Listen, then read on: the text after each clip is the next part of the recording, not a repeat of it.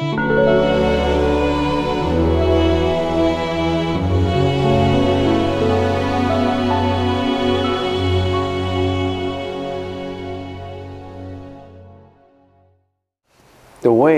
method that we are using to analyze and investigate and try to understand consciousness is we have a few topics that we have been covering. Because when you study consciousness, you have to study with the perspective of its functions, its objects, its meaning, its moral nature, etc., etc.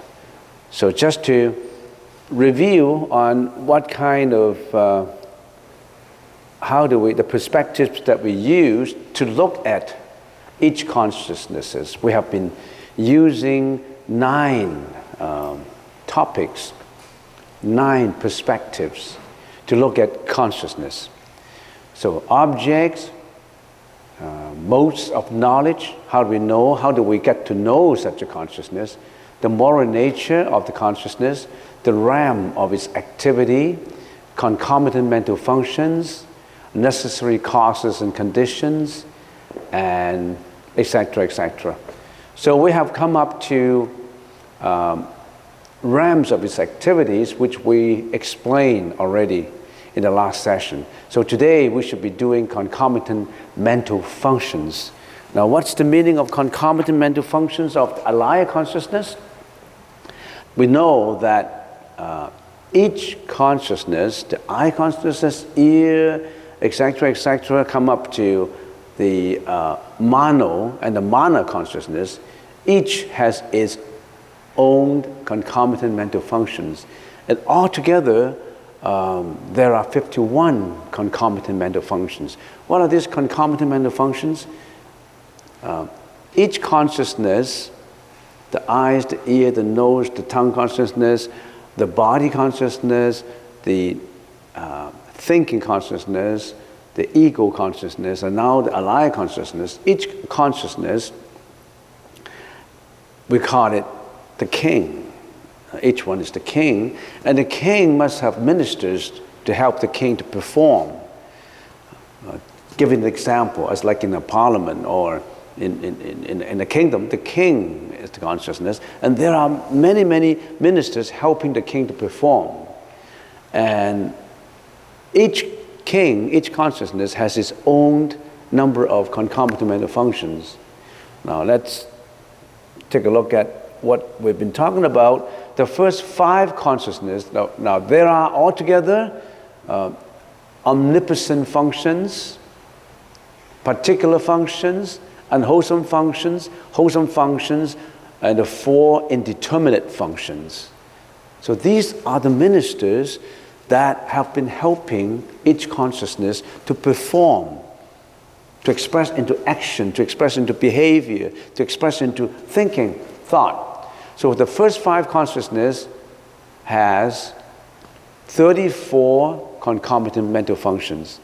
Each one of the 5 has 34 concomitant, 34 ministers helping it to perform. Some ministers are good, some ministers are wholesome ministers, some are unwholesome ministers, some are indeterminate, sitting on the bench, the backbencher, sitting on the bench, sitting on the fence, somebody say. Some ministers sitting on the fence, ready to help, or not to help, backbenchers. In the British Parliament, they call it the backbenchers. In here we call it, you are a fence sitter. You're sitting on the fence. You're not determined. So the first 5 has 34 helping them. The omnipresent functions is, it almost applies to all consciousness, all the 8. Because each consciousness needs attention, needs contact, needs sensation, needs perception, and needs volition. So for all the 8, the 5 are omnipresent mental functions. They must be present, they must be active in order for each consciousness to be active, What are these? I think if we use the parliamentary procedures, these are like the ministers who are always present, the minister who say, attention, or the minister would say, now that such a convention such a congress is convened. There's some, we call it the MC, who announce the beginning of something, announce the end of something. They draw your attention. There must be someone like that, a minister who is drawing attention, who is telling people, who is disciplinary. If you're not paying attention, then they draw your attention. Contact the minister, say, today's agenda is we're talking about this and that. You have to be very familiar with the agenda. He called your attention to the agenda. Sensation, you may like the agenda, you may not like the agenda. Perception and volition. Then when the discussion is carried on, you got to pay your attention to it, you got to analyze it, you got to apply your wisdom to it, then you make a decision. So these are always present. These ministers always perform the functions of omnipotent mental functions. And now, particular functions. The first 5 have all the 5 particular mental functions. The sixth consciousness, the mano, the thinking consciousness, have all the 5 particular functions. And the 7th have only 1 particular function. Now you've been listening to me talking about a consciousness. Why? Can you give me a reason why the 7th consciousness only have 1 particular function? Think about it. Why? I have already explained it. The thinking consciousness have all the 5 particular functions. All these I have already explained. You need to review your lessons in order to understand. All right. So for the unwholesome functions, which consciousness has the most unwholesome functions? The 6, right? They have 26 unwholesome functions.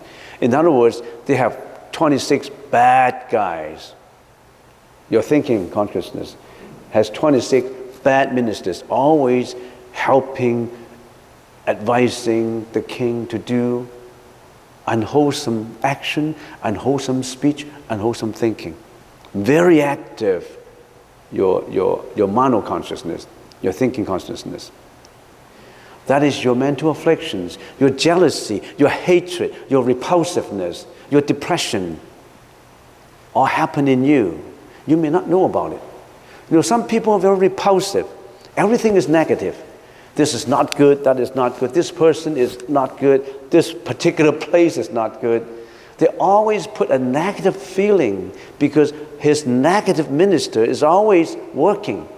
We are affected by unwholesome ministers all the time, and we don't even realize it. The guy who's been gambling all the time, he doesn't really realize that gambling he knows that gambling is not good, but he just can't control the minister. The minister always advised him, gamble, go to the casino, gamble. You get your paycheck on the 26th or on the 1st of the month, the next day you all gamble it away. And then you regret. And then you regret. Why do you regret? Because the indeterminate functions, one of the ministers on regret come up to say, oh, regret. Regret has a minister of regret. That minister of regret is what? It's a backbencher. He could be a good regret. He could be a bad regret. What is a good regret? You gamble and you know you are wrong. I want to change. That's a good regret. But if you have expressed your anger, you say, I don't want to regret. I'm right. I've done this, but I don't want to regret. I don't want to be shameful on this. That's a bad minister. So this minister is sitting on the fence, indeterminate. So, right now, we're talking about the 8th consciousness. The 8th consciousness is a very special consciousness. It has what? It has only 5 concomitant mental functions, only 5 ministers. Why? Why doesn't it have particular mental functions? Because the Alaia consciousness only interacts with the present reality.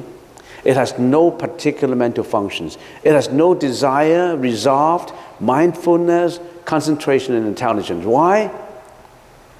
Because your eight consciousness does not create any particular desire. Your eight consciousness only absorbed all the karmic energy. Bad or good, it just absorbed it. It does not make any decision to say, I don't want bad inferences, I only want good inferences. Alaia consciousness only is a reserve, a repository of all karmic energy, all bija, all seeds. It does not create certain objective in life, certain desire. This Alaia consciousness would not say, I want to stop all the bad things coming in here. I'm a reservoir, I'm a repository, I'm a warehouse for all the karmic energy that now I desire. Desire means objective, right? You set a desire for something. Now I set an objective that I don't want to receive any bad things, any bad karmic energy. The Alaia consciousness would not do that. They just received. They don't ask questions. All the bad things you have done, register. All the good things you have done, register. It's only responsible for the registry of everything. It's only responsible, the disk drive is only, the memory only responsible for taking all the information in. The memory will not say, don't key in the P, don't key in the M. You know, they won't make a decision. If I can give you an example of a banking, the teller, when I want to deposit $10,000, the teller will say, no. I don't accept the 10,000. I want to know where your 10,000 comes from. No. You can only put in 5,000.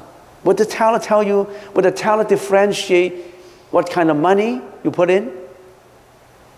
Now, of course, nowadays the banking policy changes. If you put in 100,000 one day, they may question you.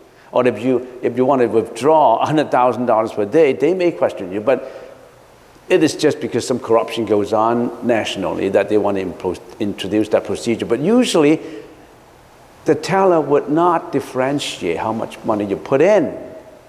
So there's no desire. The teller has no desire to stop you. How about resolved? Now, the Alaia consciousness does not create particular desire, as it is a receptacle to all seeds. It does not make resolution, as it does not have any particular determination. It does not make any decision. The teller does not make any decision for you. Would the teller make decision for you and say, if I want to draw $10,000 teller, Mrs. Teller, I want to draw $10,000. The teller would not say, what do you use the $10,000 for? Don't draw too much money, cash, because it's dangerous for you. Would the teller tell you that? Some may, but you have the right to draw anything. So the teller would not make a decision for you. So the teller has no concentration because it does not create mindfulness for any particular phenomena. It does not concentrate on any particular deed. The teller would not say, today you put in $1,000 and he do it nicely for you, and the other day he just ignore you and do a lousy job for you. It would be the same, putting in money. And the Alaia consciousness does not cultivate intelligence. It has no particular discernment. The Alaia consciousness only is a receptacle for all your karma, all your karmic energy. Alaia is neither wholesome nor unwholesome. It just takes the function of storage. So there's no wholesome and unwholesome. It has no indeterminate functions too. Because the Alaia consciousness would not regret. The Alaia consciousness would not be drowsy. Should the teller be drowsy? If you put in I want to put in $1,000. No, I'm sleepy. Don't come to me. Go to the next lady. Would he do that? He has to take in. There's no drowsiness. Investigation, the teller will not investigate how you get the money, would she? Scrutiny. The teller would not say, hey, why do you are drawing 10,000? Let me scrutinize whether you should do it or not. You've been a spendthrift. Yesterday you draw 5,000, today you draw 1,000. No, don't do that. Would the teller tell you that? So the teller would not. So the Alaia consciousness, the eighth consciousness, only has 5 concomitant mental functions. So far, we're okay, right? You understand what I'm talking about? If you don't understand, raise your hands. You know, right? So what you will learn from this, after I've been talking about the concomitant mental functions of the Alaia consciousness only contain 5. Now, what lesson to learn from this? Just talking about it and listening about it without assimilation, without thinking about it, digesting it, will not do you any good. You must determine that you know that the Alaia consciousness just receive all the good and bad. And it's the 7 consciousness that lead us into trouble. It's the mono consciousness that lead us into trouble. So we only should feed in good information. So we have to watch the 6 and the 7 consciousness. My plan in talking about consciousness, I've been doing this for 2 years already, off and on. And at the most 2 more sessions, I say we stopped. And then we go on to something really interesting. Something about chanting of Amitabha. Something about how do we... this is a world that in our present lifetime, to get enlightenment, to be away from reincarnation is almost close to impossibility. Because we've been influenced too much by our own karma. So what's the best way to get out from all this first? To get away from it, what's the best way to get away from the prison of life first? So that we can be free and follow some good teacher, enlightened teacher, so that we can be enlightened. All this I'm going to talk about after I finish consciousness. I want to call it an end. Now, I've come to the 8th consciousness already, so this could be the second last session that I'll be talking on Alaia consciousness. At the most, another 1 session, then I'll go on to something really different, because I've been watching on YouTube, and I've been watching on our own website. I receive a lot of comments about chanting therapy. Why do we chant? About how chanting and meditation are related to each other. So this is, Alaia consciousness teaches us how to understand how we think. Why do we have mental afflictions? How do we transform tainted consciousness into pure wisdom? This is exactly what we're talking about. This is very psychological. So I wanted to have another 2 sessions, and I call it quit on this topic. Now, our next agenda is what are the causes and conditions on which the 8th consciousness depend on? Because for something to happen, there must be causes, there must be conditions for something to happen. And our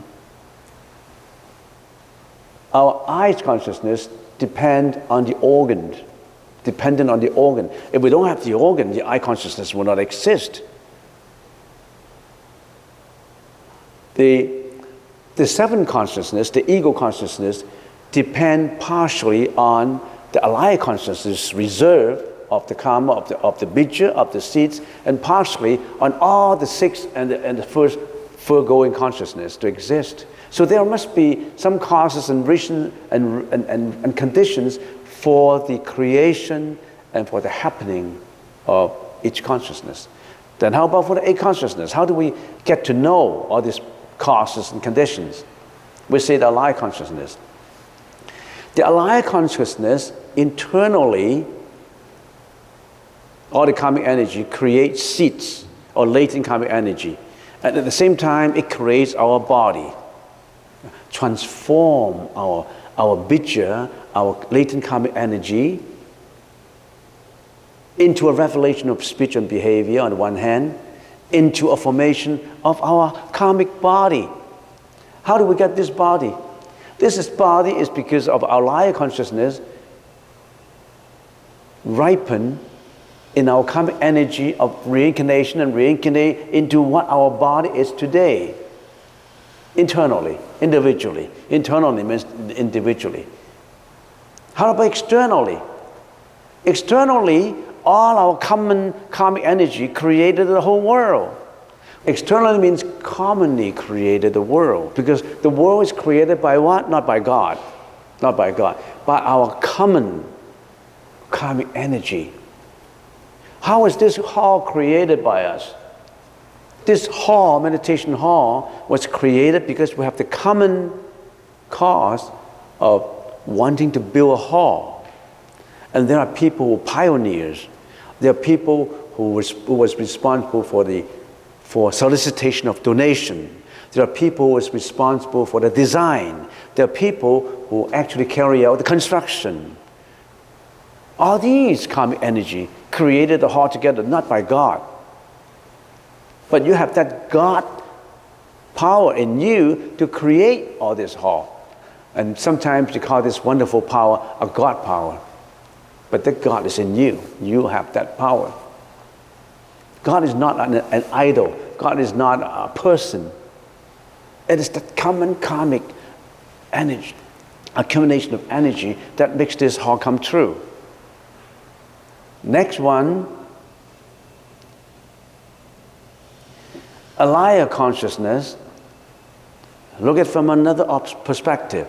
Alaia Consciousness holds on to something. We individually attaches, clings. We'll never let go of it. We grasp it, we'll never let go. This guy is bad, it's always bad. This place is bad, it's always bad. You hold on to it, you never let it go. You hold on your internal commentator. Your internal commentator is so obstinate that you don't want to change. You hate your dad so much that even though your dad say, I'm sorry that maybe I mistreated you when you were young, but I regret, I want to make up for it. You say, no, I hate you, Dad, I hate you. And you always got that hatred in your mind. You never have that feeling of forgiveness. Then you can never get enlightened. So Alaia Consciousness holds on to something, you never let it go. You hold on to your own produced bija, your latent energy. And you also hold on to your own body as an ego, as a self. Alaia Consciousness holds on to its own produced bija, its own produced body, the self. And then the Alaia Consciousness lives in a situation that is commonly created by common karma. Common karma has individual karma in it. Why does common karma has individual karma in it? Say, for example, if all of a sudden the country is affected by epidemic disease, something that is terrible, a lot of people die, but some people still exist. This group of people who are doomed to die is living in the karma of dying. But individually, there are people who survive in a tsunami. Why? In a tsunami, not everybody die. They suffer from the common karmic energy, the bija of encountering a tsunami. But some die, some survive. Because in the common karma, there's individual karma. Why do we have to practice Buddhism? Because we are living in the common karma. But in the common karma, say that you are doomed to suffer from a common karma of tsunami. But 10 years ago, I started to be interested in practice meditation. Then I slowly changed my individual karma. 10 years ago, the karma in me was doomed to be wiped out in a tsunami. But 10 years ago, all of a sudden, I turned to the enlightenment path. I start to purify my karma. I chant every day. I practice good deeds every day. I do meditation every day. I've been very compassionate every day. I've been changing myself every day. That I've been purifying my karma. Then my individual karma does not get dissolved into the common karma. I should have been dead, but then I didn't die. I survived it because I've been changing myself.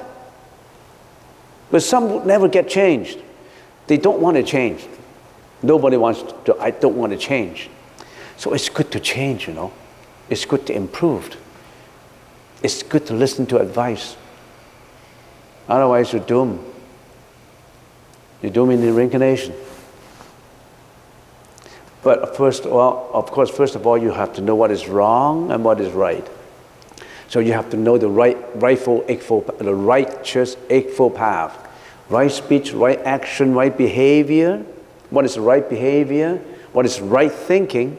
You always think that your sixth consciousness is right. You always think that your mano, your individual ego is right. That's what you've been thinking.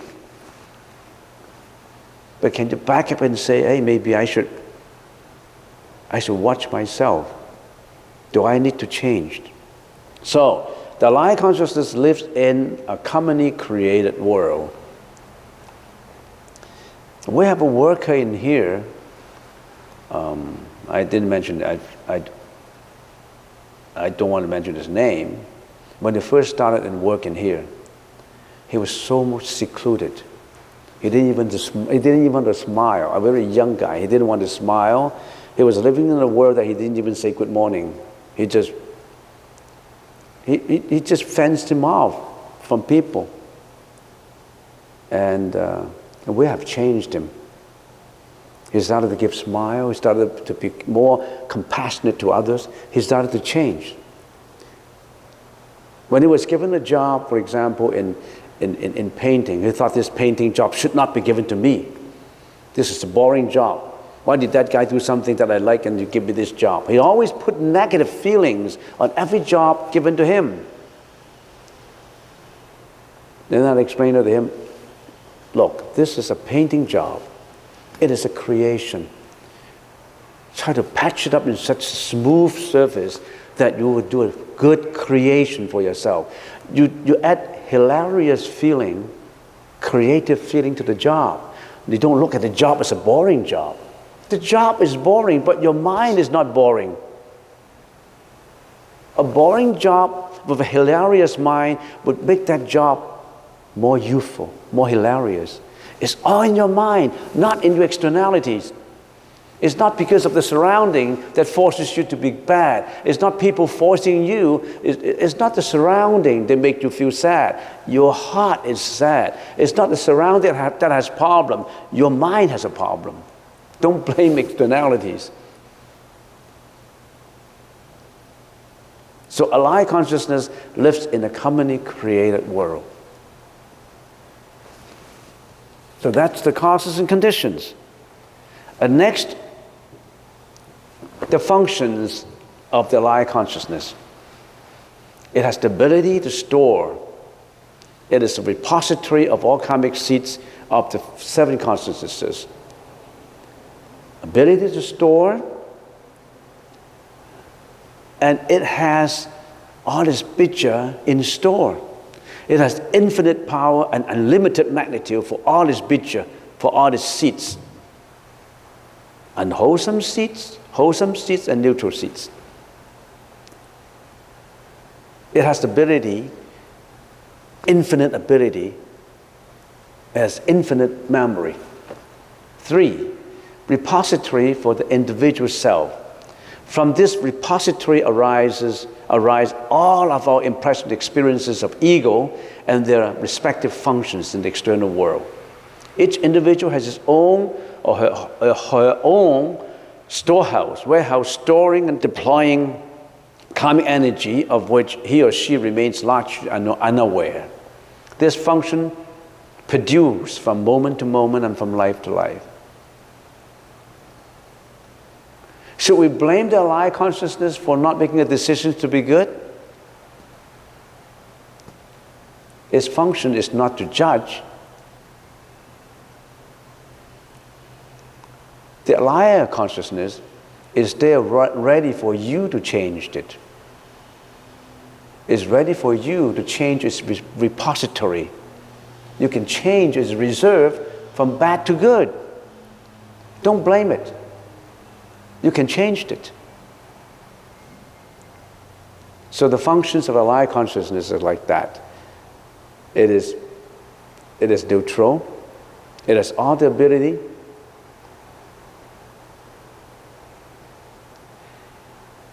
And it's up to you to change it, not up to the Alaia consciousness. In the next session, I will be talking about spiritual transformation towards enlightenment, and how, leading sentient being, how when you transform your tainted consciousness into enlightenment, how do you render your compassion, render your help to transform others? I only have 2 perspectives to go, so probably I finish in the next session.